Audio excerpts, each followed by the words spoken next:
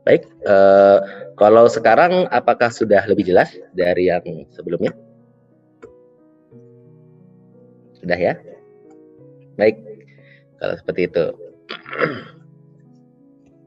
Jadi, saya berharap Bapak dan Ibu sudah membuka filenya kita tadi. Sekarang saatnya kita untuk mencoba membuat neural network yang sederhana. Datanya itu akan saya ambil dari internet, linknya pun juga sudah saya taruh juga di Google Colab yang sudah saya share. Nanti kita bisa belajar bersama-sama. Baik, kalau begitu akan saya mulai dari yang pertama terlebih dahulu. Tentu kita harus menuliskan beberapa buah library-library yang kita butuhkan. Sebagai contoh, di sini ada beberapa library yang mungkin sudah Bapak dan Ibu kenal. Ada library NumPy, Pandas, Matplotlib. Lalu juga ada library yang lain, ini library scikit-learn. Scikit-learn itu digunakan untuk keperluan bantuan tambahan machine learning kita. Baik, lalu ada juga library yang namanya Seaborn. Seaborn itu untuk visualisasi sama seperti Matplotlib. Dan yang terakhir sebetulnya nih yang paling pertama, ini merupakan library yang utama yang paling kita gunakan, yakni library TensorFlow yang akan digunakan untuk keperluan neural network ya kita. Baik, jadi siapa?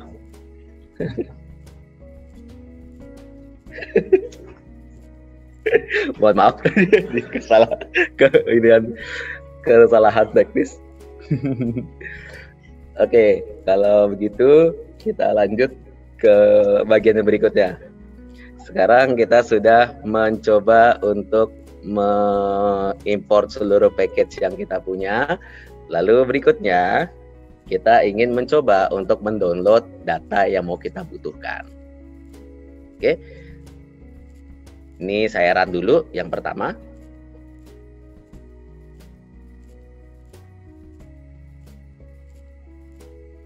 Oke.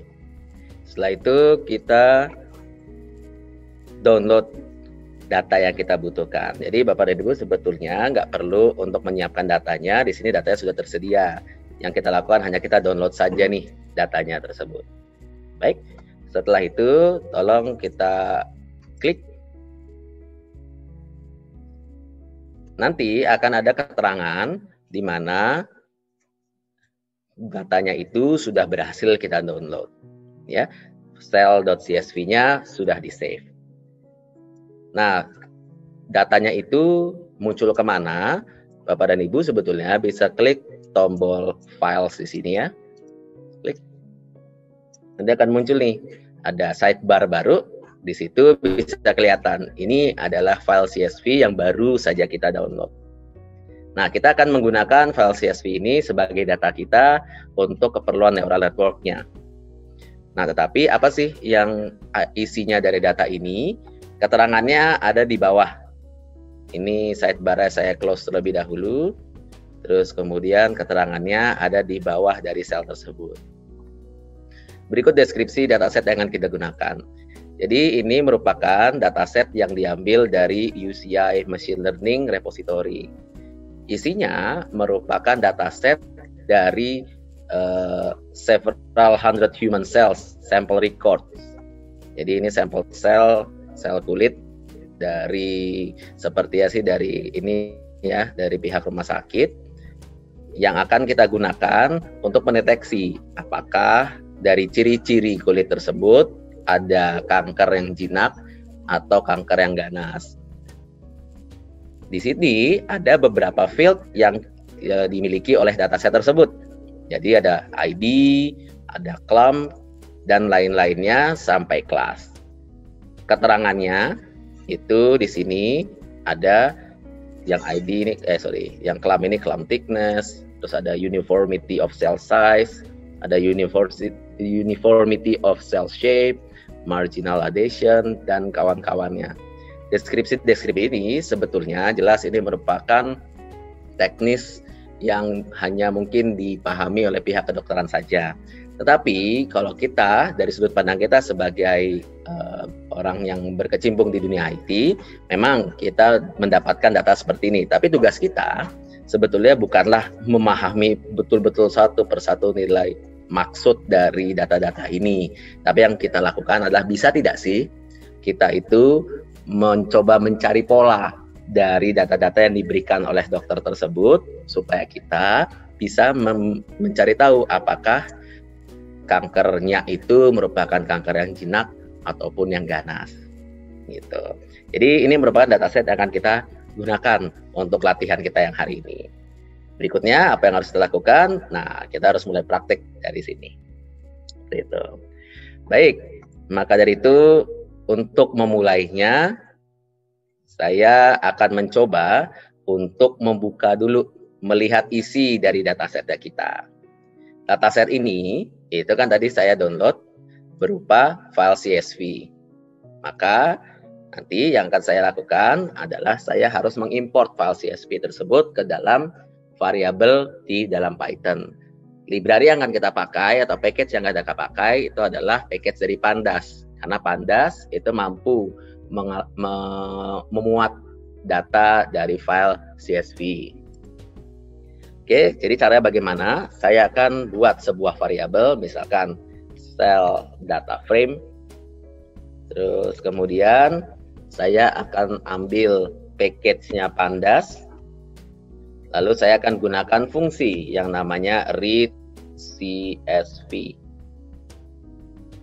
Fungsi ini membutuhkan parameter, yakni nama file CSV yang mau kita load.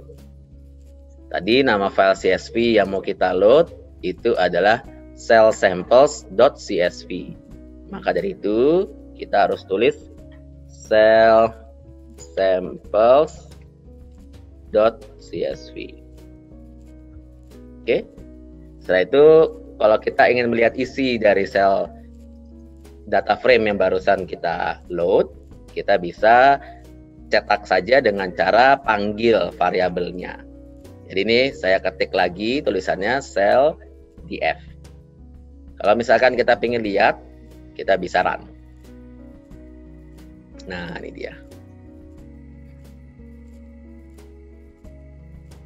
Baik. Jadi setelah kita load dengan menggunakan fungsi read CSV, itu kita bisa panggil variabel yang barusan kita gunakan. Ini merupakan data yang kita punya. Di sini terlihat nih, kita memiliki 699 buah data dan kita memiliki 11 kolom. 11 kolomnya itu ada ID, claim, unisize, unishape, semuanya itu dapat dilihat deskripsinya di atas ini. Terus kemudian di yang paling akhir, kolom yang paling akhir, di sini ada tulisan kelas. kelas ini itu merupakan kelas yang dimiliki oleh masing-masing sel yang terdeskripsi di masing-masing row ini. Jadi kalau misalkan row pertama punya ciri-ciri kelamnya 5, univ size-nya 1, univ shape-nya 1, bla bla bla, itu kelasnya adalah kelas 2. Lalu kita cek juga nih yang di bawah nih, ada yang berbeda. Kalau kelamnya 5, univ size-nya 10, univ shape-nya 10, itu ternyata kelasnya itu adalah kelas 4. Di sini 2 sama 4 itu maksudnya apa? Kalau misalkan kita ngelihat dari deskripsi yang dijelaskan di websitenya dataset ini, 2 itu artinya yang jinak atau benign, yang 4 itu artinya ganas atau malignan. Seperti itu. Baik, jadi ini kita sudah bisa melihat selnya itu ada apa saja. Nah, tetapi ada satu kendala sebetulnya. Kendalanya adalah kelasnya ini itu nilainya 2 sama 4. Sebetulnya tidak apa-apa sih nilainya 2 sama 4. Sebentar, ada pesan error ternyata ya. Maaf saya nggak ngelihat chatnya. Oke. Kalau ada pesan error, atribut error, tracebacks segala macam, terus ini ya read CSV itu sudah dijelaskan juga oleh Bu Anonius ya. Read CSV ya. Baik, terima kasih banyak sudah membantu untuk melihat ini, membantu untuk menyelesaikan problemnya. Ini saya akan buka chatnya supaya saya bisa ngelihat terus. Baik. Nah, tadi saya ada di titik di mana kelasnya kita ini nilainya 2 sama 4. Sebetulnya nggak apa-apa sih 2 sama 4 itu. Kita juga bisa paham bahwa 2 itu benign, jinak, 4 itu ganas, malignan. Tetapi jadi masalah sama neural network-nya nanti. Jika Bapak dan Ibu mengingat kembali apa yang kita pelajari di hari kemarin, itu kita belajar bahwa si neural network itu akan mengimplementasikan sebuah activation function, di mana activation function itu akan mengeluarkan nilai tertentu. Sebagai contoh, kalau activation function-nya itu adalah sigmoid function, itu akan mengeluarkan nilai 0 sampai 1. Oke, 0 itu ya maksudnya adalah kelas yang pertama, 1 itu kelas yang kedua. Jadi memang secara rumus matematiknya itu hanya dari 0 sampai 1 saja. Nah, tapi di sini yang jadi masalah kelasnya adalah 2 sama 4. Nanti si neural network-nya akan kebingungan. Loh kok saya hanya bisa ngeluarin 0, tapi jawabannya itu kelasnya nomor 2. Loh kok saya ngeluarinnya hanya bisa sampai kelasnya nomor 1, tapi kok jawabannya adalah kelas 4. Jadi ada ketidakcocokan nanti.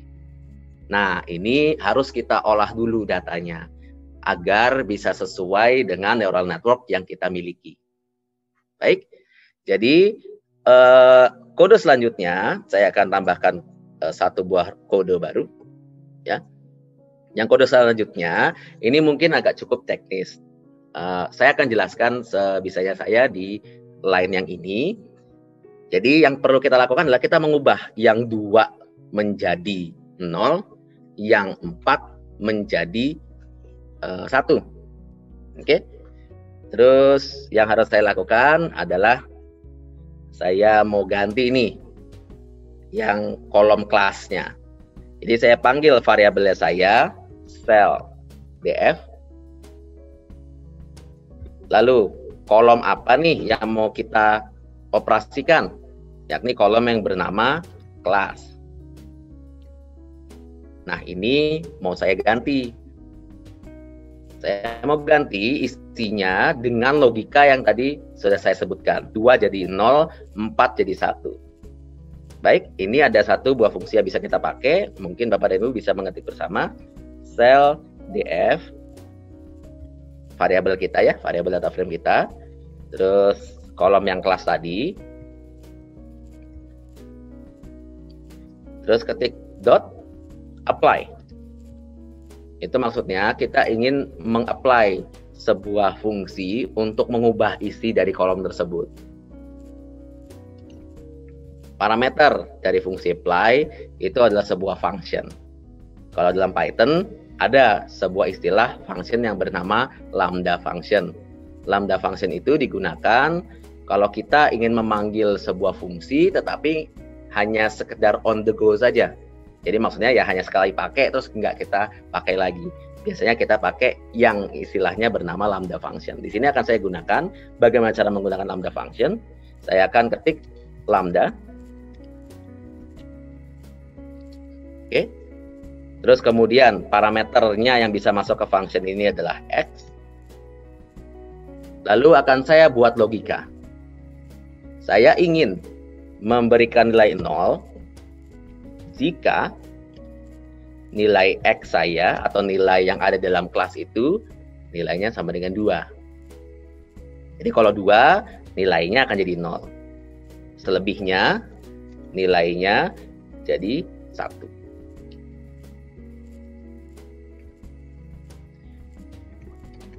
Baik, kalau sudah, kita bisa cek lagi dengan cara kita print kembali atau kita cetak ulang nih sel di F-nya. Baik, ini akan saya coba untuk run. Mungkin Bapak dan Ibu bisa mengetik bersama-sama apa yang barusan saya ketik tadi. Kalau misalkan sudah selesai line tersebut diketik, maka file data frame kita atau data frame kita itu nilai kelasnya berubah. Yang tadinya 2 sama 4 menjadi 0 sama 1. Oke, sekarang data kita sudah kompatibel dengan keluaran dari neural network. Nah, mungkin ada pertanyaan, Pak, kalau misalkan kelasnya nggak cuma 2, kelasnya itu ada 3 atau lebih dari 3 lah, misalkan 10 kelas gitu. Nah, kalau seperti itu, ada baiknya kalau misalkan label yang kita miliki itu harus dalam bentuk yang berurutan 0, 1, 2, 3, 4 sampai 10. Jadi jangan lengkap-lengkap, itu akan membingungkan neural network-nya nanti. Di sini ada pertanyaan, tidak berubah apa yang salah ya? Tolong pastikan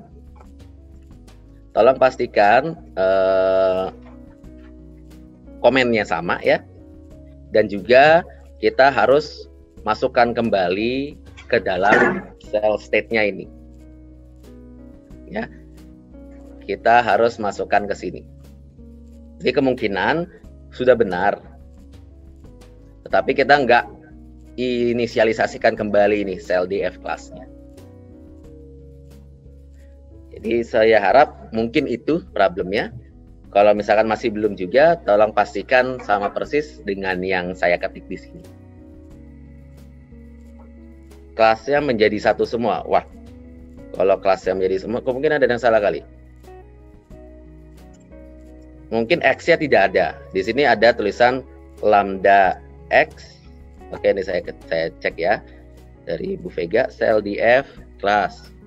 Cell df class apply lambda X titik 20 if X sama dengan 2 L1. Terus kemudian kalau dikeluarkan kelasnya menjadi satu semua. Kenapa saya bisa berbeda? Sebentar. Kalau misalkan jadi satu semua, bisa di restart lagi dengan cara run yang di atas ini ya. Jadi ini di play ulang atau di run lagi, dia akan ngeload lagi, kemudian jadinya normal kembali ya, 2 sama 4. Seharusnya sudah sama. Kenapa kelasnya jadi beda ya? Oke, cell df kelas sama persis ya, sama dengan cell df. Oke, mungkin saya akan bandingkan dengan cara langsung diginikan aja. Sama persis padahal ya. Coba di run ulang, run atas, kemudian run yang bawah sini. Harusnya sih sama. Maaf saya ketinggalan name error. Oh ya, oke. Kalau Bu Misa itu PD is not defined, itu maksudnya yang paling atas itu belum di run pada saat kita mencoba untuk nge-run import-import dari package-nya kita. Oh iya, mungkin kalau dari Mbak Vega mungkin betul. Apa karena tadi 2 kali jalankan ya? Iya, jangan sampai 2 kali karena alasannya gini. Pada saat sudah kita run, udah berubah nih 0 sama 1. Terus kita run lagi, dia juga melakukan transformasi lagi. Gitu. Jadi sebaiknya kalau di run tadi cukup sekali saja. Kalau terlanjur ke run 2 kali, tolong di reset dengan cara di load kembali datanya. terus kemudian di run kembali yang di bawah. Oke. Jadi gitu ya. Jadi kalau misalnya di run 2 kali, transformasinya pun juga ke run 2 kali. Jadi akhirnya mungkin logikanya malah membuat semuanya jadi satu. Oke, sama-sama. Baik, sekarang ini sudah cukup kompatibel.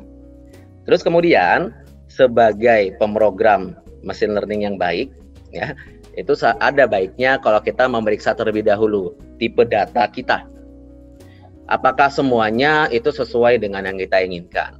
Bagaimana cara mengecek tipe data dari setiap field yang ada di pandas kita, pandas data frame kita?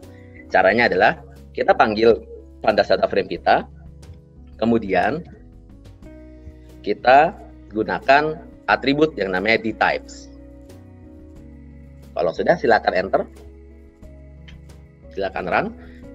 Di sini kita lihat bahwa semua field kita itu semuanya integer, bagus. Karena machine learning atau neural network itu butuh angka-angka untuk pemrosesannya. Nah, tapi ada satu nih yang kelewatan, bare nuclei. Itu dia objek. Ini ya.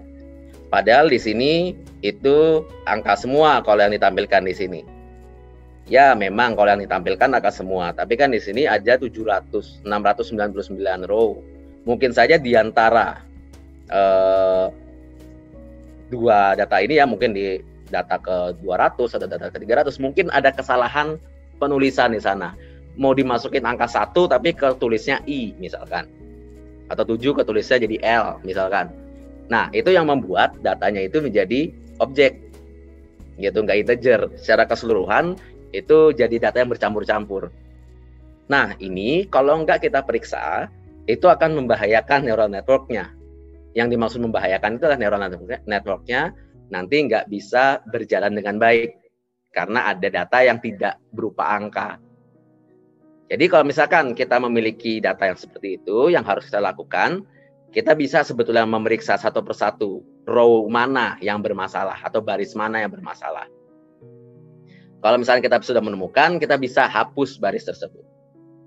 Nah, tetapi kalau di kasus kita sekarang, mungkin kita menggunakan penyelesaian yang lebih mudah, yakni kita tidak akan menggunakan yang bare nuclei ini. Jadi yang akan kita gunakan untuk masuk ke dalam neural network itu adalah beberapa field lain selain bare nuclei. Bagaimana cara kita mengambil field-field lain dan menyisakan bare nuclei untuk tidak kita dapatkan? Nah, kita bisa panggil kolomnya satu persatu dan kita masukkan ke dalam data frame yang baru. Maka dari itu caranya adalah saya buat dulu feature df, saya buat data frame yang baru. Kemudian data frame saya yang awal tadi, cell df, ada yang bertanya tapi akan saya jawab setelah saya tulis yang ini ya. Terus kemudian untuk mengambil kolom-kolom mana saja, kita bisa ambil dari sini ya, kita bisa laksanakan dengan cara seperti ini sebetulnya. Misalkan saya mau ngambil clump. Nah, ini sudah beres sebetulnya. Tapi ini kan hanya satu kolom. Kalau saya punya banyak kolom yang ingin saya ambil, itu artinya saya harus memberikan list. Sehingga jangan langsung string seperti ini, tetapi dalam bentuk list. Nah ini data yang berikutnya. Oke, karena saya ingin ngambil banyak kolom, jadi harus saya masukkan ke dalam list terlebih dahulu. Nah, ceritanya saya ingin ngambil semua kecuali yang bare nuc. Maka mari kita ambil satu persatu. Saya juga akan menunggu Bapak dan Ibu menulisnya. Kita akan tuliskan semua dari kolomnya ini saya akan tuliskan di sini. Baik, kita semua coba untuk menuliskan satu persatu. Ini shape, mark DH, string AP size, bare nuc saya tidak akan masukkan, blend chrome, norm NUCL, nuclei kali ya maksudnya ya, mid. Terus yang terakhir itu ada class. Oh, bukan, kelas nanti deh. Tolong berikan sampai mid saja, karena kelas akan kita masukkan ke dalam variabel lain, yakni variabel label. Baik, ini ada pertanyaan sembari menunggu Bapak dan Ibu mengetik semuanya. Kolom kelas menjadi 2 kolom. Yang satu asli, yang satu sudah berubah. Jadi total ada 12 kolom. Mungkin itu untuk Bu Anita, itu mungkin karena nilai tulisan ininya nih yang berbeda nih. Kelasnya pastikan ini sama. Kalau berbeda nanti akan nambah kolom baru. Gitu, jadi pastikan sama. Saya kembali lagi ke sini. Oh ya, maaf Pak, suara nggak kedengeran, kecil sekali. Baik, saya akan memperbesar suara saya. Seharusnya sih saya akan memperbesar sensitivitas dulu ya dari audionya saya.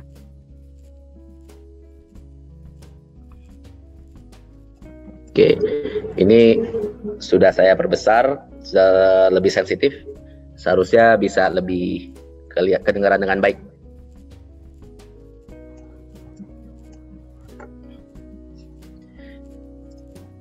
Baik, jadi sampai di sini kita sudah ngambil nih data frame dan kita masukkan ke data frame yang baru. Kemudian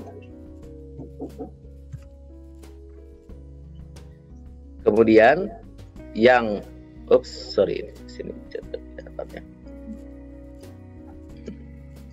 Mungkin ketutupan sama chatnya saya. Oke, kemudian kita harus mengubah data frame kita menjadi NumPy array.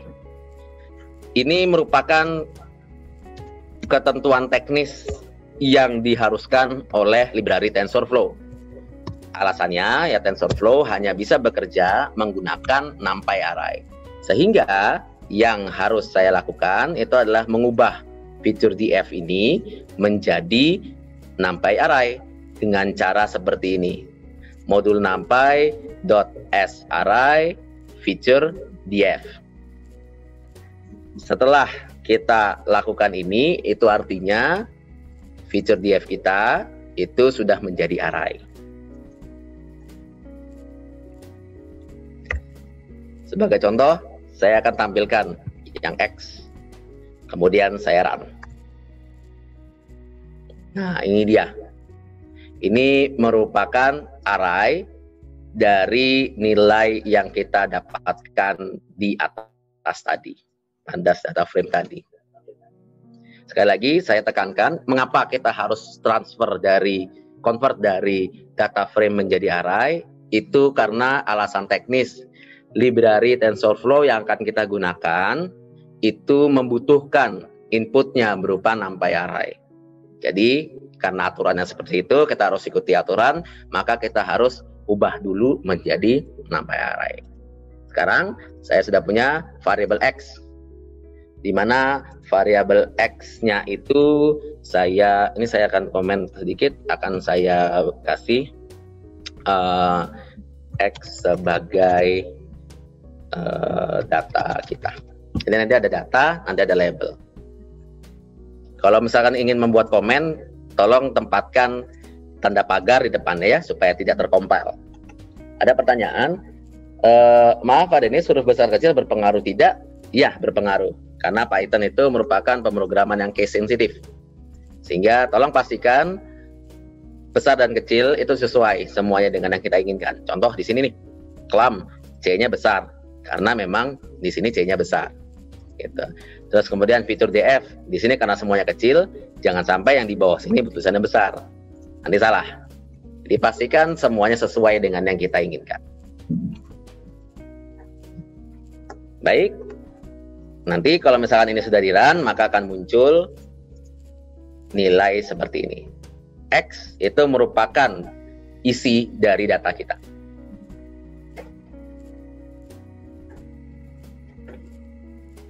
Lalu kemudian kita sudah punya X, yaitu datanya. Sekarang kita mau ngambil label. Kalau kita mau ngambil label kita itu kan ada di kolom yang paling terakhir dari data frame kita, yakni kolom yang bernama kelas. Dengan cara yang sama dengan yang kita lakukan barusan, kita akan mengambil kolom kelas dan akan kita masukkan ke dalam variabel NumPy array yang baru. Caranya serupa, yakni kita akan buat sebuah variabel baru. Sebagai contoh, saya akan buat variabelnya namanya misalkan label data frame. Saya akan select salah satu kolomnya. Nama kolom yang saya ingin ambil itu adalah kolom kelas. Sehingga saya ambil kolom kelas ini. Serupa ya dengan yang atas di sini ya. Kita ambil satu kolomnya dulu. Terus kemudian yang kita lakukan adalah kita konversi ke NumPy array. Variabel yang saya gunakan adalah variabel Y, yang maksudnya adalah notasi untuk labelnya kita. Y sama dengan NumPy S array, caranya serupa dengan yang atas. Terus kemudian variabel yang baru saja kita gunakan tadi untuk menselect kelasnya saja, itu saya masukkan ke dalam fungsi NumPy S array ini. Kemudian saya akan tampilkan nilai Y-nya. Nah, nilai Y-nya banyak sekali. Ini merupakan label-label yang kita punya. Oke, 0, 0, 0, 0, 1, dan seterusnya itu label-label dari kelas yang kita punya. Jadi tadi kita sudah sepakat 0, itu maksudnya kanker jinak, 1 itu maksudnya kanker ganas, benign, malignant, gitu. Jadi ini merupakan data kita. Jadi cara bacanya gimana? Yang di atas ini, itu kan merupakan data kita. Jadi kalau datanya kita itu polanya 511 bla bla bla 311, labelnya itu adalah label 0. Karena itu data yang pertama. Terus data yang kedua 544321, labelnya apa? Labelnya 0.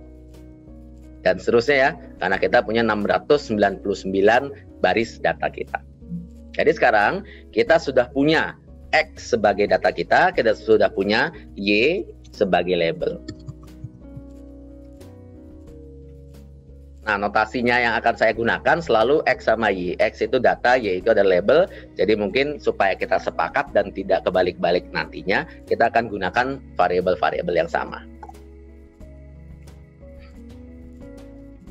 Baik, sampai di titik ini sebetulnya saya rasa sudah oke. Proses untuk mengolah data kita. Langkah selanjutnya adalah kita harus membelah data kita menjadi 2 buah kelompok. Sudah dijelaskan pada saat awal dari sesi di hari pertama bahwa kalau kita ingin melakukan pemrograman machine learning, ada baiknya kalau misalkan kita membelah data kita menjadi 2 buah kelompok, data training dan juga data testing. Data training akan kita gunakan untuk melatih data kita, untuk melatih model kita. Kalau misalkan data testing digunakan untuk mengevaluasi model kita. Sebisa mungkin data training sama data testing itu tidak boleh dicampur aduk. Alasannya adalah data untuk testing itu merupakan data ujian. Kalau misalkan data ujian itu masuk ke dalam data training, sama aja seperti kita membocorkan soal ke mahasiswa. Kita mau ngasih ujian UTS, tapi malah ujiannya kita berikan pada saat latihan. Itu kan berarti ngebocorin soal dong. Kalau misalkan mahasiswanya itu nilainya bagus, bukan berarti mahasiswanya itu memang belajar dengan benar. Dia bisa nilainya bagus karena memang sudah tahu jawabannya apa. Sehingga untuk menguji data training itu nggak boleh masuk ke dalam data data testing kita nggak boleh masuk ke dalam data training kita. Baik, ada pertanyaan lagi Pak. Line 9 yang list saya pakai kurung siku 2 kali. Kendala error Pak. Line 9 mungkin yang terakhir ya, kali ya yang dimaksud ya. Apa yang dimaksud adalah yang ini? Oke, ada di share di sana ya. Pak, line 9 yang list di siku 2 bla bla bla. Kelam X NumPy S array feature df ini udah benar. Secara general sebentar saya cek dulu. Saya copy paste. Saya samakan dengan yang miliknya saya.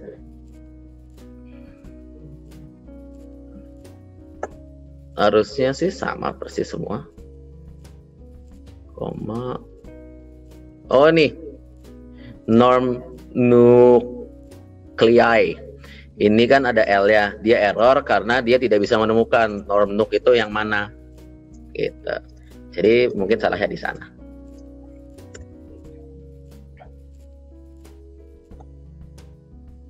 Baik, sekarang tadi kita mau membelah data kita. Tenang, untuk membelahnya caranya sangat luar biasa mudah karena sudah disiapkan oleh package dari sklearn. Ada satu buah fungsi namanya train test split. Nama fungsinya itu sudah sangat mendeskripsikan maksud dari fungsi itu, yakni membelah, nge-split data kita menjadi training sama testing. Jadi bagaimana cara menggunakan datanya fungsi tersebut? Caranya mudah, kita tinggal pakai train test split.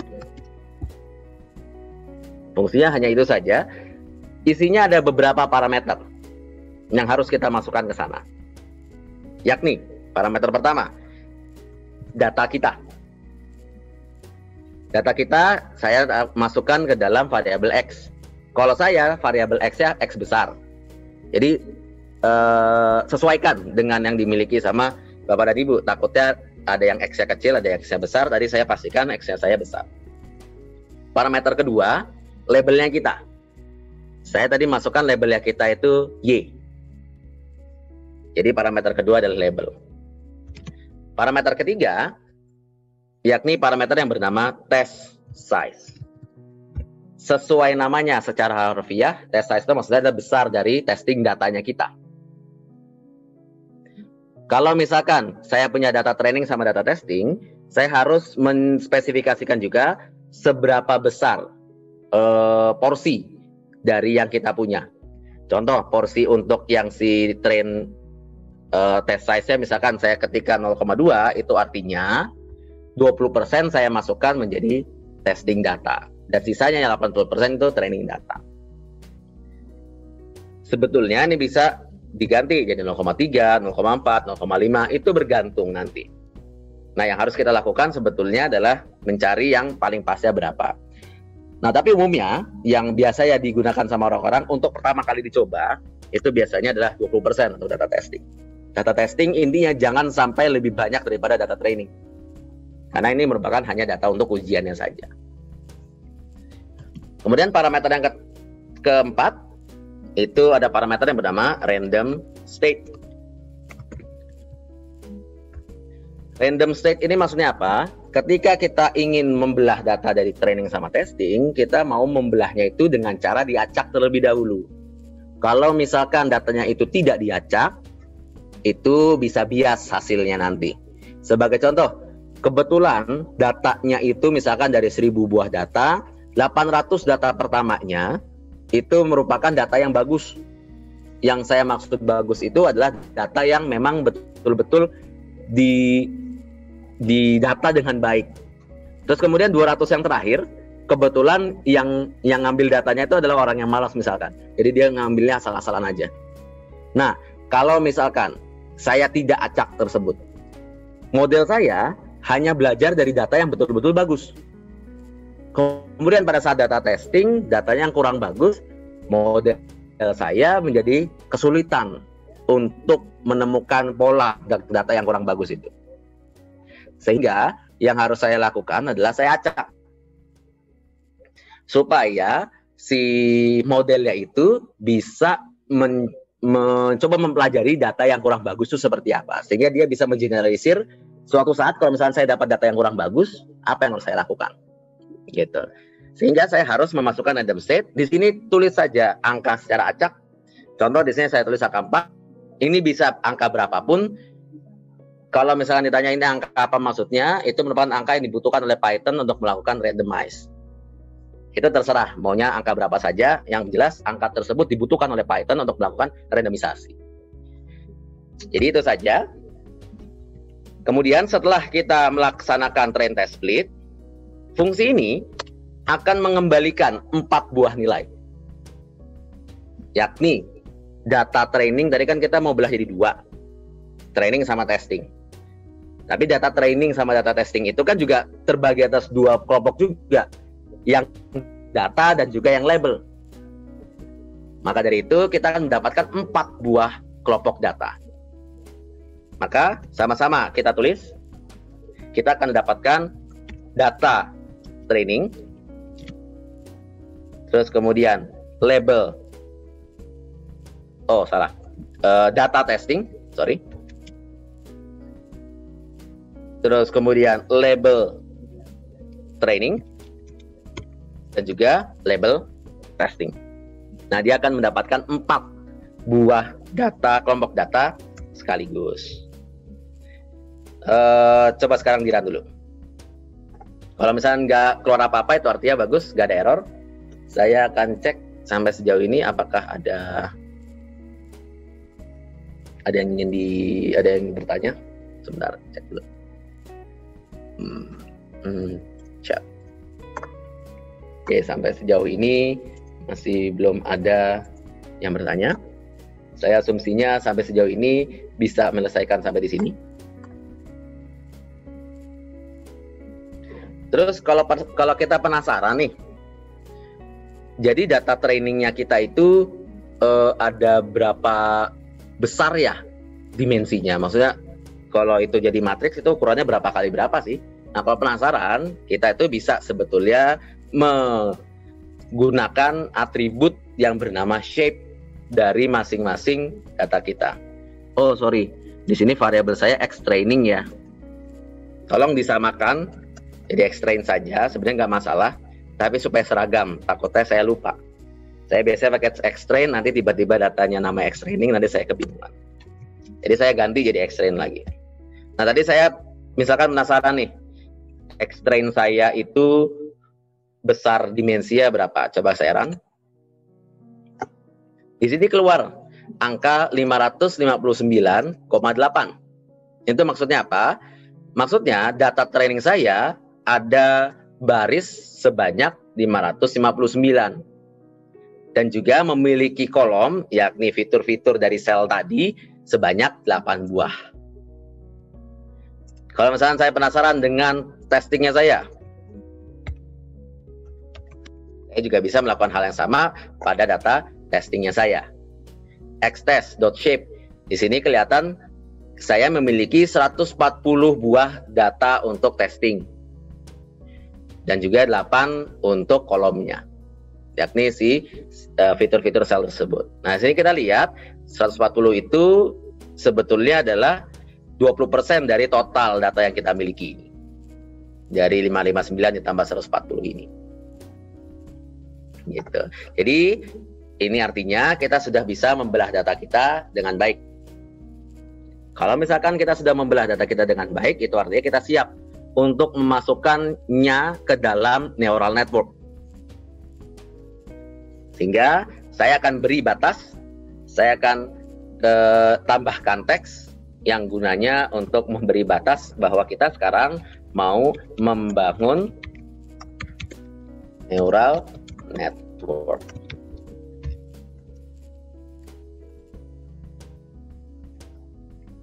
Baik, sampai sejauh ini apakah ada yang berkendala? Karena setelah ini kita akan coba untuk mengimplementasikan neural network kita. Sembari saya menunggu, saya mencoba untuk melihat apakah ada pertanyaan. Ada yang ketinggalan, tadi laptopnya mati. Waduh, susah nih kalau ketinggalan karena laptopnya mati. Kok saya 559,7, 599,7, kemungkinan kenapa Bu Misa 59,7 itu karena Bu Misa ngambilnya hanya 7 buah fitur dari selnya kita. Contoh, saya akan scroll ke atas dulu sebentar ya. Nah, di sini kan saya ambil kelam 1, unit size 2, 3, 4, 5, 6, 7, 8. Saya ngambil 8 buah fitur dari data saya. Nah, kemungkinan Bu bisa kelewatan 1 buah. Cuma nggak apa-apa Bu, itu kan kita sebetulnya nyoba-nyoba. Jadi mungkin saja fitur yang saya ambil itu juga overkill. Overkill itu maksudnya ya nggak perlu juga kita ngambil 8 fiturnya untuk neural network. Jadi sebetulnya kita juga bisa coba-coba. Mungkin kalau saya ngambilnya 6 fitur, apa yang terjadi ya nanti? Kalau cuma 5 fitur apa yang terjadi ya nanti? Kalau misalkan semuanya apa yang terjadi ya nanti? Nah itu bisa juga untuk coba-coba, bahan coba-coba. Oke, dari Mbak Dina, random angka itu bebas, berarti memang tidak ada arti untuk angka-angka tersebut. Bagi kita sebagai programmer tidak ada artinya yang random state ini. Tetapi dari Python-nya sendiri itu dibutuhkan sebagai angka acuannya dia untuk melakukan randomisasi. Saya kurang tahu algoritma apa yang dipakai sama Python, tapi intinya dia membutuhkan satu buah angka. Jadi tulis saja angka berapapun, mau 4, mau 10, mau 1000. Yang jelas itu merupakan angka yang dibutuhkan sama si Python. Baik, sampai sejauh ini sepertinya tidak ada pertanyaan tentang error. Berarti saya bisa asumsikan semuanya bisa berjalan dengan baik sampai sejauh ini. Sekarang langkah selanjutnya adalah kita membuat sebuah neural network kita. Kita akan menggunakan modul dari TensorFlow. Modul dari TensorFlow itu namanya adalah layer. Jadi kita mau menyusun nih layer-layer neural network. Kita bisa gunakan modul yang bernama layer. Kalau misalnya saya scroll ke atas, layer ini itu sudah saya ambil. Jadi saya tinggal pakai modul layernya itu. Baik, bagaimana cara menggunakannya?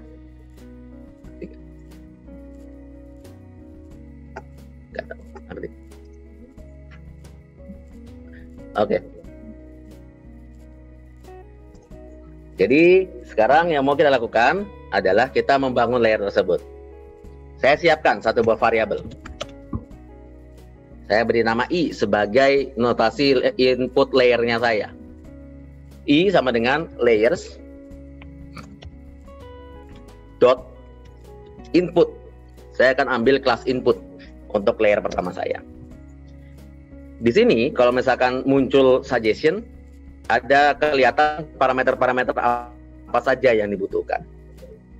Yang paling utama, yang wajib adalah kita harus menentukan shape dari inputnya kita, yaitu bentuk dimensi inputnya neural network kita.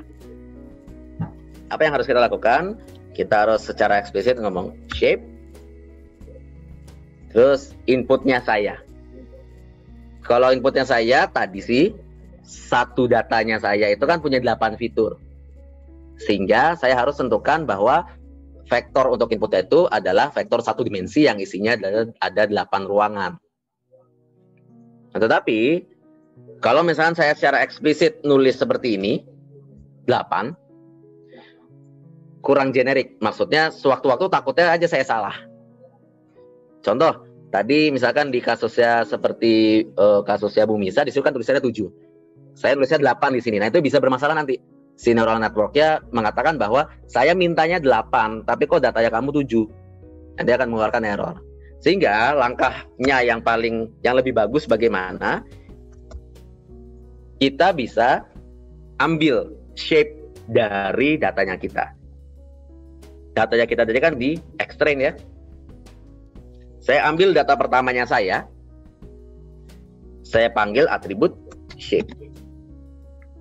Dia akan memunculkan nilai dari besar vektor dari datanya saya. Contoh, ini mungkin nggak usah diketik. Saya ingin contoh menampilkan si xtrain.shape ini ya.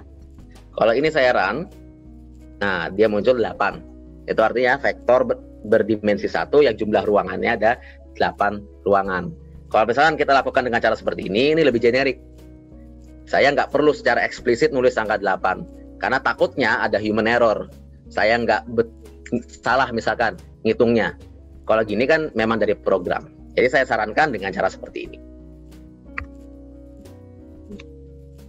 Baik, itu untuk input layer. Sekarang kita ingin membuat hidden layernya kita.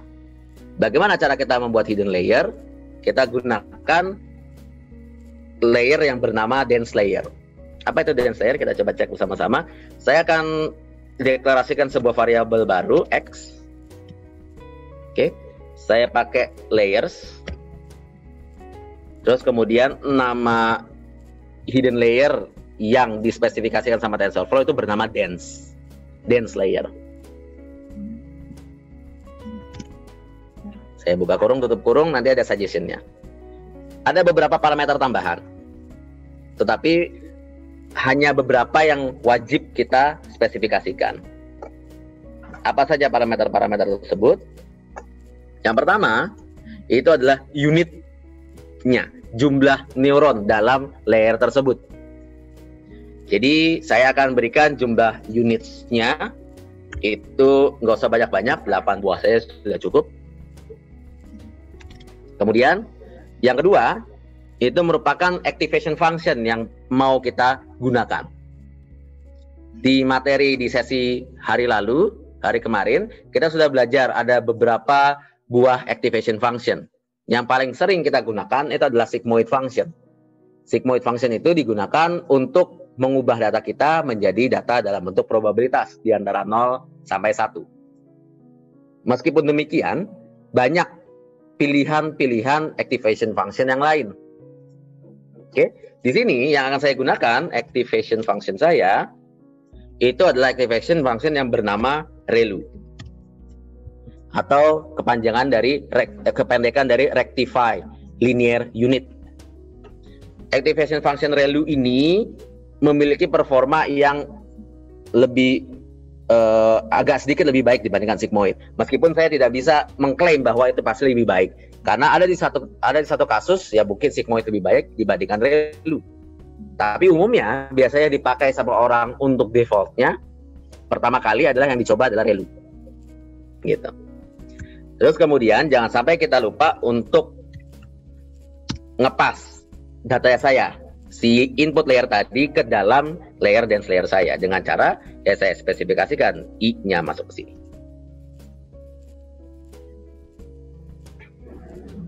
Baik, jadi kita sudah membangun layer yang hidden layer kita yang pertama. Caranya cukup mudah karena kita betul-betul sudah dibantu dengan adanya library TensorFlow. Lanjut. Kalau bikin neural network, ada baiknya kalau kita bikin multi-layer perceptron. Kalau misalkan kita hanya coba untuk bikin satu buah layer saja, saya rasa nanti kurang cukup powerful neural network ya. Sehingga yang harus saya lakukan adalah saya tambahkan lagi hidden layer yang kedua. Saya tambahkan layers.dense segala macam. Daripada saya capek, saya akan copy paste nilai yang di atas ini. Jangan lupa inputnya layer yang kedua ini itu dari nilai yang pertama dari X. Jadi saya akan tampilkan X di sini. Hasilnya akan saya masukkan lagi ke dalam variabel X. Kenapa dibikin double nih Pak? XX seperti ini. Sebetulnya nggak apa-apa sih kalau kita mau bikin X1, X2 gitu ya. Cuma kadang-kadang kalau kebanyakan variabel saya kebingungan sehingga saya hanya butuh satu variabel saja. Saya timpa-timpa. Gitu. Oke, yang hidden layer kedua unitnya sama, 8 buah juga. Boleh dipisah-pisahkan, diganti-ganti. Jadi misalkan mau bikin 16 juga boleh, mau bikin 32 juga boleh. Itu terserah. Kalau saya 8 saya sebenarnya sudah cukup. Terus saya akan tambahkan satu buah layer lagi. Jadi sekarang saya punya 3 buah hidden layer. Masing-masing hidden layer memiliki 8 buah unit neuron. Sehingga saya punya arsitektur seperti ini. Langkah yang terakhir, jangan lupa kita menspesifikasikan output layernya kita. Saya akan deklarasikan variabel baru O sebagai notasi dari output layer. Output layer saya ya sudah dijelaskan di materi di hari sebelumnya. Output layer itu bergantung pada kelas yang ingin kita klasifikasikan. Sebagai contoh, di sini kelasnya kan hanya ada 2, benign sama malignant. Jinak sama ganas. Itu artinya saya hanya membutuhkan satu buah neuron untuk output layer saya. Karena satu buah neuron ini bisa merepresentasikan 2 buah nilai. Nilainya itu adalah nilai benign atau malignant. Karena kan kita ngomongnya probabilitas. Jadi kalau misalkan nilai yang keluar itu adalah 90 atau 0,9, itu artinya 0,9 atau 90% dikatakan jinak. 10% dikatakan ganas. Jadi dia satu neuron saja bisa memiliki 2 informasi sekaligus. Jadi apa yang harus kita lakukan? Layers.dense Sama, kita menggunakan dense layer juga, tetapi pastikan unitsnya itu jumlahnya hanya 1 buah. Karena kita akan menggunakan 1 buah neuron saja untuk output layer saya. Untuk activation, jangan sampai salah. Jangan kita gunakan ReLU lagi. Karena untuk akhir dari neural network kita, activation function yang harus kita gunakan itu harus yang memberikan sebuah nilai probabilitas. ReLU itu tidak memberikan nilai probabilitas. Yang bisa memberikan nilai probabilitas itu adalah sigmoid. Dengan catatan, kalau problemnya kita merupakan binary classification, kita bisa menggunakan sigmoid. Tapi kalau misalkan yang multi-class classification, kita menggunakan yang namanya softmax function. Oke, jadi pastikan untuk layer terakhir pakai antara sigmoid atau softmax function. Setelah itu saya akan berikan nilai dari X-nya saya. Baik, ini rancangannya kita. Rancangan dari neural network-nya. Sekarang baru kita create modelnya dengan cara saya deklarasikan sebuah variabel baru, model. Lalu saya akan gunakan modul yang bernama models dari neural network dari TensorFlow-nya kita. Mungkin untuk membedakan nama variabel saya jangan model tapi my model deh. Supaya membedakan ya itu variabel saya. Karena ada modul yang bernama models. Takutnya rancu. Di modul models tersebut ada kelas namanya model lagi. Kenapa namanya hampir sama begini? Ya ini si TensorFlow-nya yang membuat library-nya seperti ini. Jadi kita harus memang memahami bagaimana caranya. Oke. Kelas model ini membutuhkan 2 buah parameter. Kita harus menentukan inputnya kita, yakni variabel i. Kemudian outputnya kita, yakni variabel o. Kalau misalkan ini sudah selesai, coba di-run. Kalau misalkan tidak keluar error, maka sudah cukup bagus. Berarti tidak ada error sampai sejauh ini. Nah, untuk memastikan sebetulnya arsitektur saya itu udah bagus apa belum ya? Kita bisa menggunakan sebuah fungsi yang namanya summary. Model kita, my model ini ya, my model, kita bisa panggil satu buah atribut bernama summary. Atribut atau fungsi ya? Oh, fungsi, sorry, summary. Kalau misalnya kita run, nanti akan ada ringkasan dari arsitektur neural network kita. Jadi di sini input shape-nya kita, input layer-nya itu punya shape 8 input ya. Terus kemudian ada 3 buah dense layer, masing-masing punya 8 neuron. Sama dense layer yang terakhir yang kita perlakukan sebagai output layer, itu jumlahnya hanya 1. Karena kita melakukan binary classification. Total parameter kita, total weight sama bias yang harus diestimasikan sama neural network, jumlahnya ada 225. Jadi bayangin kalau misalkan kita disuruh untuk mengatur 225 angka secara manual, nggak akan selesai-selesai. Maka dari itu kita membutuhkan neural network untuk mengestimasikan nilai-nilai ini supaya neural network kita bisa berjalan sesuai dengan pola dari datanya kita.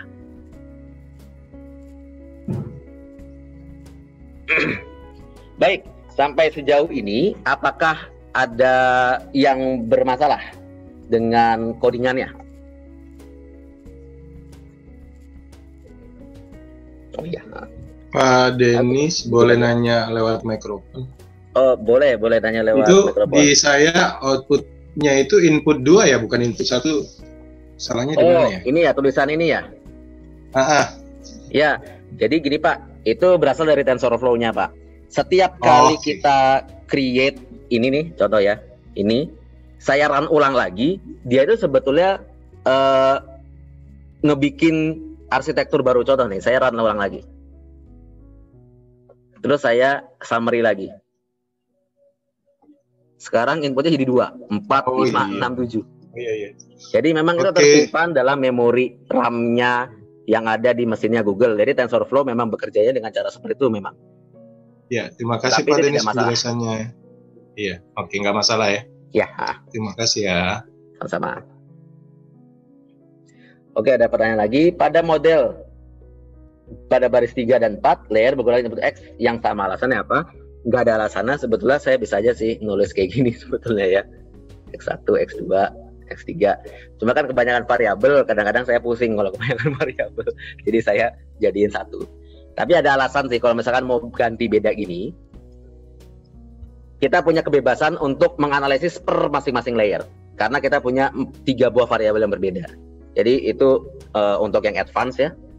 Ini karena kita nggak perlu menganalisis per layer-layer tersebut, saya timpa-timpa saja. Baik, saya harap semuanya beres untuk sampai sejauh ini. Ada 2 buah lain lagi yang harus kita lakukan. Semoga cukup waktunya. Setelah di titik ini, kita itu sudah membuat arsitektur kita. Tapi kita belum menspesifikasikan bagaimana cara neural network kita itu dilatih. Jadi kita harus mengkonfigurasikan beberapa parameter terlebih dahulu. Bagaimana cara neural network kita itu dilatih. Caranya adalah kita panggil model kita tadi, model saya namanya MyModel. Terus kemudian saya panggil fungsi namanya compile. Sorry, salah. Compile. Fungsi compile ini yang digunakan hanya untuk mengkonfigurasikan nih apa saja yang mau kita pakai. Konfigurasinya ada apa aja? Yang pertama, kita harus menspesifikasikan loss function kita. Loss function itu sudah dijelaskan di sesi yang ketiga di hari kemarin. Jadi mungkin sudah mendapatkan pemahaman dasar tentang loss function itu. Di sini saya akan gunakan binary cross entropy. Kalau misalkan ditanya, Pak, emang ada loss function yang lain nggak? Oh, ada banyak banget sebetulnya yang disediakan sama TensorFlow. Namun kita harus tahu loss function mana yang tepat untuk kasusnya kita. Sebagai contoh, di sini kita tahu bahwa kita itu ingin melakukan klasifikasi. Biasanya untuk melakukan klasifikasi kita pakai keluarga cross entropy. Terus kemudian kita tahu bahwa kita ini hanya ingin mengklasifikasikan 2 kelas. Antara jinak sama ganas. Kelas jinak sama kelas ganas untuk angkernya. Sehingga saya hanya ingin membutuhkan 1 neuron terakhirnya. Atau konsepnya adalah binary classification. Karena binary itu artinya 2 ya, biner. Kita hanya ingin membuat kelasnya jadi 2 saja. Maka saya pakai yang binary cross entropy. Lanjut. Kemudian kita harus menentukan juga optimizer-nya. S-nya nggak ada. Optimizer. Optimizer itu apa? Optimizer itu adalah caranya si neural network melakukan training. Kemarin sudah dijelaskan ada algoritma yang dipakai sama neural network untuk melakukan training. Yakni yang pertama gradient descent. Itu secara umum sudah dijelaskan. Terus kemudian kita mau pakai apa nih di algoritma kita? Kita bisa saja menggunakan stochastic gradient descent atau SGD. Itu salah satu algoritma yang lain. Kalau misalnya ditanya apakah ada optimizer yang lain, jawabannya ada banyak juga yang disediakan sama TensorFlow. Sehingga kita harus pilih satu-satu mana yang paling kokoh atau paling robust. Saya sarankan untuk default pertama kali coba yang ADAM. ADAM itu singkatan dari Adaptive Momentum. Itu salah satu optimizer yang memang punya kemampuan yang cukup kokoh dibandingkan yang lain. Meskipun demikian, saya juga tidak bisa klaim bahwa ADAM itu merupakan yang terbaik. Yang harus dilakukan oleh kita adalah mencoba mana yang paling tepat untuk datanya kita. Jadi saya sarankan pertama kita pakai ADAM, Adaptive Momentum. Terus kemudian kita harus tentukan metrik. Metrik itu merupakan pengukuran yang mau kita pakai. Kenapa kita mengukur? Kita mau mengukur apa? Kita itu untuk ingin mengukur tingkat akurasi dari modelnya kita. Jadi kita bisa pantau model kita itu sebetulnya bisa berlatih atau tidak sih. Gitu. Jadi kita akan gunakan salah satu teknik pengukurannya, yakni kita pakai akurasi. Nah, selesai konfigurasinya. Jadi untuk melakukan konfigurasi, parameter yang perlu kita lakukan spesifikasikan itu ada loss function-nya apa, optimizers-nya apa, metrik pengukurannya kita mau pakai metrik apa. Kalau sudah, di run saja. Kalau misalkan tidak ada typo, maka nggak ada error yang muncul. Saya melihat ada pertanyaan, mumpung yang lain mungkin lagi coba mengetik, saya akan coba untuk menjawab pertanyaannya. Param pada DENS 472, apakah harus sama dengan DENS berikutnya? Tidak harus sama, itu tergantung pada arsitekturnya kita. Jadi bebas sebetulnya, saya di sini bisa nulis nih, jadi 32, di sini jadi 16, di sini jadi 64. Tentu hasilnya akan berbeda. Tapi kalau ditanya apakah harus sama atau tidak juga. Tergantung pada keinginan kita membuat arsitektur. Kalau misalnya ditanya yang benar harusnya berapa, itu juga saya juga tidak bisa menjawab. Karena itu merupakan memang parameter yang harus kita tuliskan secara manual, yang harus kita tune sampai kita mendapatkan nilai yang terbaik. Baik, satu line yang terakhir setelah kita melakukan konfigurasi, saatnya kita melakukan training. Saya akan buat variabel baru, namanya variabel training. Tujuan variabel baru ini dibuat adalah untuk menyimpan record atau log dari hasil training kita. Terus kemudian ada yang bertanya lagi, model data summary, my model is not defined, berarti mungkin namanya bukan my model. Kalau saya deklarasikannya my model. Nih. Nah, mungkin tiap orang berbeda. Jadi tolong pastikan namanya sesuai dengan yang ditulis di tempatnya Bapak dan Ibu. Oke, lanjut ke training karena kita juga mendekati waktu istirahat. Ini merupakan line yang terakhir. Bagaimana cara kita melakukan training? Kita panggil modelnya kita, my model dot fit. Fit itu merupakan fungsi yang kita gunakan untuk melakukan training. Fungsi fit ini juga ada banyak parameter yang perlu kita spesifikasikan. Satu-satu, parameter yang pertama adalah parameter data training kita. Parameter yang kedua, itu ada label dari data training kita. Parameter yang ketiga, mungkin kita bisa spesifikasikan epoch yang kita butuhkan. Epoch itu apa? Epoch itu merupakan jumlah iterasi yang harus dilaksanakan oleh neural network dalam trainingnya dia. Jadi nggak usah banyak-banyak, 10 saya juga sudah cukup menurut saya. Terus kemudian ada satu buah parameter lagi,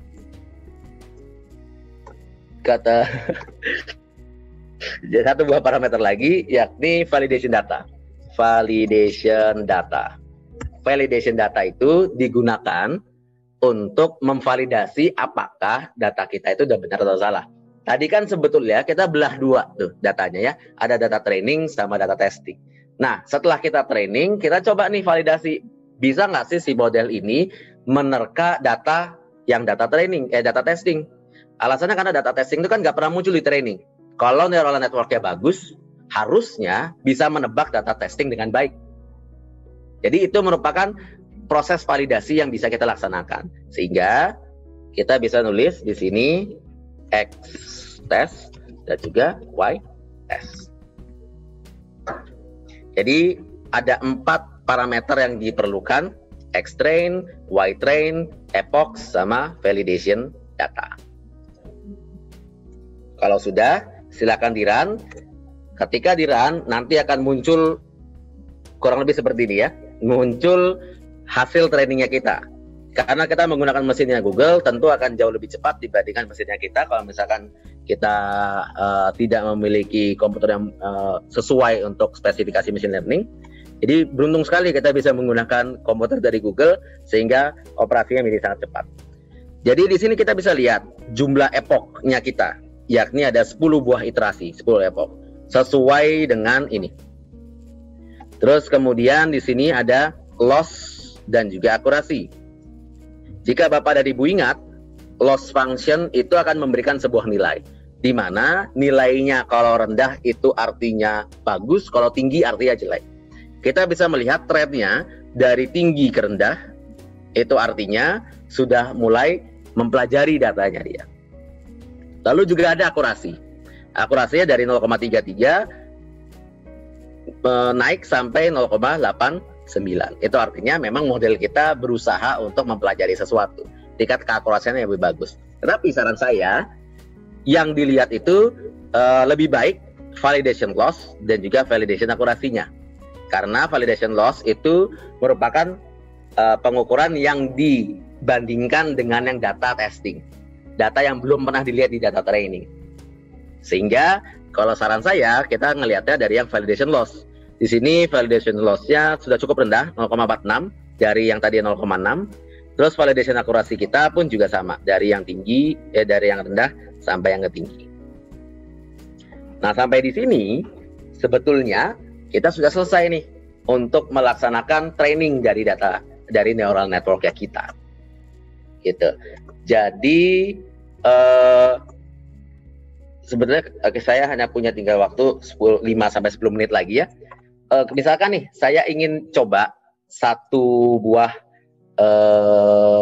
perintah untuk melakukan prediksi.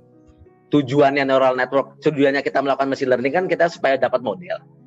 Dan modelnya itu bisa kita pakai untuk prediksi data-data berikutnya. Nah, yang bisa kita lakukan adalah satu, model.predict. Sorry, bukan model, tapi my model ya. My model.predict.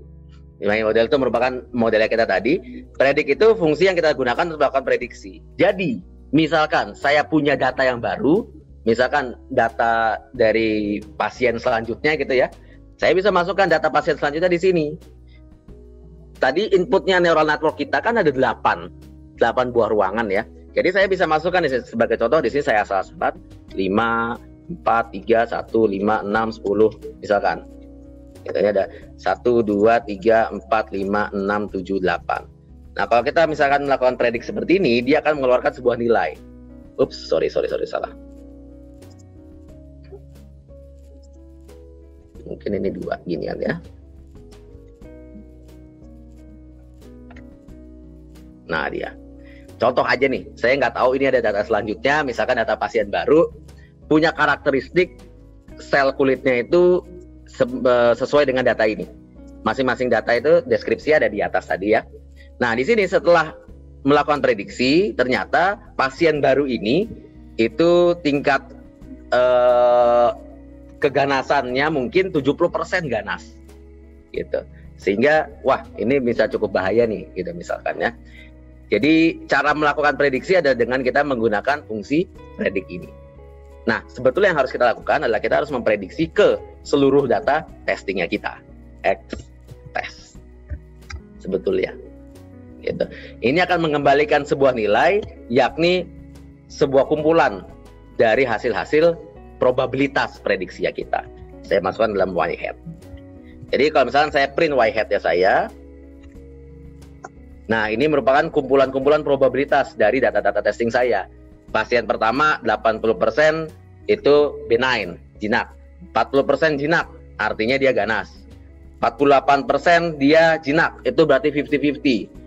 70% jinak berarti dia aman. Oh, ini ada yang 39% nih jinak, berarti dia lebih ke arah yang ganas. Nah, ini mungkin berbahaya.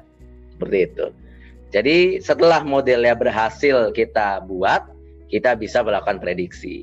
Sebetulnya tahap berikutnya itu adalah kita melakukan tahap evaluasi. Tapi mungkin karena waktunya sudah tidak cukup, tahap evaluasi nanti juga akan ada dijelaskan di sesi yang berikutnya. Saat kita ingin mencoba untuk mengimplementasikan deep learning. Baik, jadi kita akan belajar evaluasi di sesi yang berikutnya, karena Sandi juga ada. Di sesi yang ini, kesimpulannya adalah kita berhasil membuat sebuah neural network yang mampu melakukan prediksi data untuk skin cancer. Apakah dia merupakan skin cancer yang jinak atau yang ganas. Kita bisa melihat ternyata akurasinya kita itu cukup bagus, validation akurasinya, yakni 89%. Kalau dilihat ya hampir 90% lah. Berarti 90 kali kita melakukan prediksi yang benar, 10 kali dalam 100 kita melakukan prediksi yang salah. Itu sudah cukup bagus dalam melakukan prediksi data. Seperti itu ya jadinya. Baik, jadi ini merupakan akhir dari sesi yang ini, sesi untuk mengimplementasikan neural network. Ada beberapa yang masih bermasalah ya. Ada is not defined. Nah ini udah dijawab oleh Bung. Dua langsung jawabnya. Terima kasih untuk membantu menjawab ya. Ya betul, karena ini bukan underscore tapi dot fit untuk melakukan training. Baik, sekarang apakah ada pertanyaan terlebih dahulu sebelum kita tutup? Silakan diaktifkan mic-nya jika memang ingin bertanya secara langsung, berbicara melalui Zoom. Saya akan melakukan stop sharing sampai sini. Jadi ini sudah saya selesaikan. Saya harap semuanya bisa mendapatkan hasil yang di bawah ini ya. Validation akurasinya di 89% semoga. Pak Denis, yang nomor 20 kok nggak keluar outputnya? Nomor 20 itu yang mana? Karena beda-beda. Mungkin yang ini ya, yang compile ya. Iya memang nggak ada outputnya kalau yang compile. Jadi memang kosong. Intinya kalau nggak ada yang keluar itu artinya ya nggak ada error, nggak ada typo berarti. Maaf Pak, yang 21. Oh yang di bawah. Kalau yang ini harusnya sih keluar. Iya Pak, yang itu. Ini harusnya sih keluar. Cuma nggak ada pesan kesalahan juga. Nggak. Bisa di copy nama ininya. Ya, apa namanya? Perintahnya di chat. Iya, mungkin belum di running mungkin Bu. Udah di running sih Pak tadi. Sudah di running. Coba di running lagi. Iya ya. Baik, terus habis itu ada pertanyaan. Nah ini udah nih. Oke, di sini yang beda itu extreme. Udah bisa Pak, udah bisa. Udah bisa? Ya. Oke, baiklah. Terima kasih Pak. Ini ada pertanyaan dari Mbak Dina. Pada data training, akurasi itu tidak sama dengan hasil apa? Apa itu memang tidak harus sama? Ya, memang ini tidak harus sama karena itu tergantung bagaimana neural network-nya mempelajari data kita. Yang pertama alasannya adalah si neural network itu weight sama biasnya itu diinisialisasikan dengan state yang random. Ya, jadi ketika kita memulai untuk menginisialisasikan neural network, angkanya random tuh, weight sama biasnya. Jadi mungkin model neural network-nya saya awalnya sama yang punya Mbak Dina itu mungkin berbeda, sehingga jalur pembelajaran dari neural network-nya pun juga berbeda juga dan berakhir di tempat yang berbeda juga. Jadi mungkin berbeda tetapi punya tren yang sama turun. Gitu. Jadi ini kalau misalnya saya rata ulang mungkin saja juga nilainya jadi berbeda lagi. Ya. Jadi memang itulah sifat dari neural network. Memang bisa berbeda-beda setiap kali kita laksanakan. Tapi setidaknya berbeda tapi nggak terlalu signifikan lah bedanya. Pak Denis boleh tanya, yang coding yang terakhir bisa diulangi nggak Pak Denis? Menjelaskan apa itu maksudnya? Untuk yang ini prediksi ya? Ya, lihat. Oke, ini akan saya tunjukkan. Jadi kalau untuk melakukan prediksi, kita panggil modelnya kita, terus kita panggil fungsi prediksi.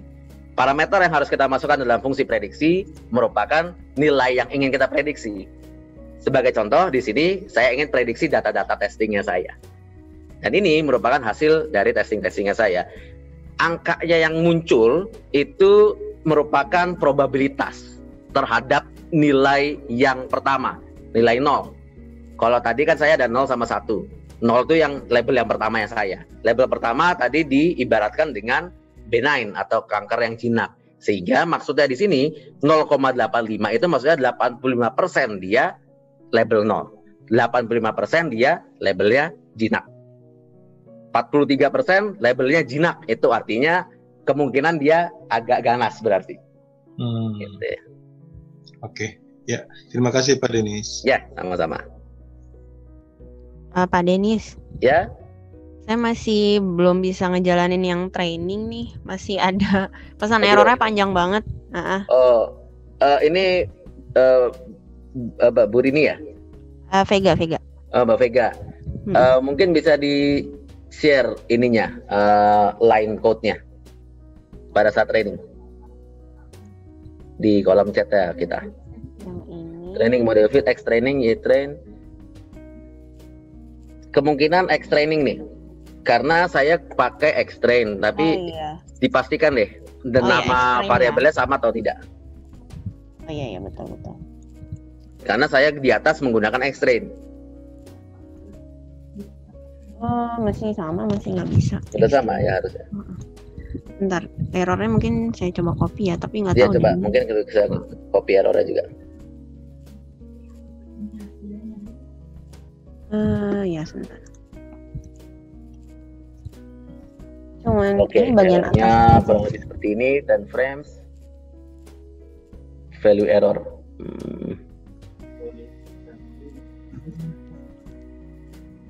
Boleh kalau misalkan memang bisa di-share screen, mungkin dari host bisa melakukan share, bisa mengizinkan untuk Mbak Vega melakukan share screen. Ya. Oke, sebentar ya. Oke, saya share dulu ya. Coba Mbak Vega mungkin bisa di-share screen-nya supaya kita bisa lihat kira-kira apa yang salah di bagian itu. Training, padahal saya sudah benar. Epoch 10 validation X test Y test. Oh itu ada kesalahan di bagian kompilasinya. My model compile itu ada tipe binary cross entropy. Oh, Yaitu kemungkinan ketika training dia nggak punya modul yang nama yang tadi. Coba di run lagi. Oke, di run ulang, di training di run ulang. Oke, harusnya bisa ya. oke, terima kasih. Oke, sama-sama.